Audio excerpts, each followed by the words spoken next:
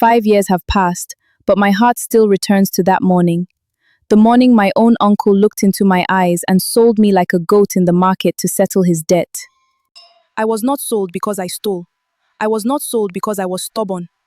I was not sold because I offended the elders. I was sold because a grown man owed money, and I was the easiest person he could throw away. My name is Uyai. At that time, I was just a poor orphan girl in Ikot Akpan. My mother had died when I was small. My father was unknown to many. All I had was one faded wrapper, one tired hat, and one strange mark on the side of my neck. The mark looked like a small crescent moon resting inside a circle. My mother always covered it with beads and whispered, "My child, do not let careless eyes study what they do not understand." Before the sun reached the top of the palm trees, I was already standing barefoot in the village square, priced like a goat in the market. Take her! Let my debt finish today! This small girl, this is your payment. She's strong. She can fetch water, cook, farm, sweep, wash clothes, and serve your household. I turned slowly to him. My voice was small, but it came from the deepest part of my pain. Uncle, am I a person or am I your goat? The whole village became silent. Nobody stepped forward. Nobody said, "This child is not for sale." Nobody said, "She is your family." Nobody said, "Leave her." That was the day I learned that silence can wound a person almost as much as wickedness. And if you had seen me standing in that village square that morning, would you have spoken for me? Or would you have looked away like the others? Tell me in the comments. Before they sold me, I already knew what rejection tasted like. I lived in my uncle's compound, but I never felt like family there.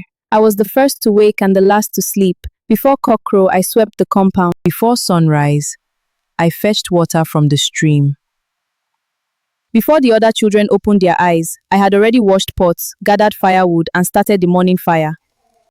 My uncle's wife, Ekaime, never called me by my name. She called me Orphan. Orphan, are you still sleeping? Cook the yam, even when the yam was already boiling. Orphan, who told you to sit down, even when my legs were shaking? I would answer softly, "I am coming, Mama." Do not call me Mama. Your mother is in the grave. Those words entered me like thorns. I tried not to cry. Rough. At the stream, other girls laughed and played. I fetched water and returned quickly. In the farm, other girls sang. I bent my back and pulled weeds until my fingers became rough. At night, when other children slept close to their mothers, I slept near the kitchen wall. The floor was cold. The smoke from the cooking fire stayed in my wrapper. Sometimes I touched the mark on my neck and wondered why my mother had hidden it so carefully. I used to whisper, "Mama, why did you leave me with a secret I do not understand?" But nobody answered, only the moon and the wind. Only the memory of a woman who loved me, but died for virtues. Poverty is not emptiness. Some people look at a poor child and see burden, but heaven may be hiding a crown under her sorrow. If you have ever seen a child treated badly because nobody was there to defend them, write "protect the orphan" in the comments. Maybe someone who needs that message will see it. My uncle Akpan Udo was not poor because the land refused him. He was poor because greed ate faster than his hands could gather. He borrowed carries for palm wine. He borrowed goats for gambling. He borrowed yams to impress men in the market. He borrowed wrappers to make people think his house was standing tall. And every time his creditor came, he gave excuses. One more market week. My farm will soon yield. My goat will soon give birth. One afternoon, Obong Ekanem came to my uncle's compound with a heavy walking stick and angry eyes. He was not from Ikot Akpan. He came from Obio Edi, a rich kingdom. I did not know then that. But death is like a shadow at noon. You may pretend not to see it, but it is standing. Obio Edi was a rich kingdom known for red caps and ivory staffs. Royal women walked with maids behind them. I did not know then that Obio Edi was not just a distant kingdom. Akpan Udo, today I did not come for stories. I came for what belongs to me. My brother, sit first. Let us drink palm wine. Palm wine bought with whose money? Villagers began to gather. I was standing near the fire with a clay bowl in my hand. Then I saw my uncle's eyes move toward me. Slowly. Coldly. The way a man looks at something he has already decided to lose. He pointed at me. There is one thing I can give you. What thing? This girl. Abasimbo, God, please. Uncle? She's strong. Since her mother died, I've fed her, I've clothed her, I've carried her burden. Let her repay me. Repay you, uncle. I'm your sister's child. And have I not suffered enough because of you? A kind elder named Etensa stepped forward from the crowd. His voice was old, but it carried truth. Akpan Udo, be careful.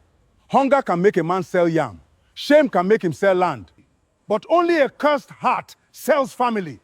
You don't understand. I understand betrayal. You chose wealth over blood. No, not our family. Sometimes good people know what is right, but they are afraid of the cost of doing it. I looked at the chief. He looked away. I looked at the women. Some pitied me, some whispered, some pretended not to see. I touched the mark hidden under my beads and whispered, "Mama, wherever you are, see what they have done to your child." As they led me away, a sudden wind blew through the square. The udala leaves shook. The old wind murmured, but my uncle tied the cowries to his waist and said, It is only wind. 5 years later, I now understand. Sometimes when destiny begins to move, people call it ordinary wind. Stay with me. The man who led me away thought he was taking home an ordinary village girl. He did not know he was carrying a secret back to the palace where that secret began. Please click the subscribe or follow button now for more interesting folktale story from the heart of Africa. Thanks for watching to the end. Watch out for the next part dropping on Friday, July 17, 2026. Comment and share this video.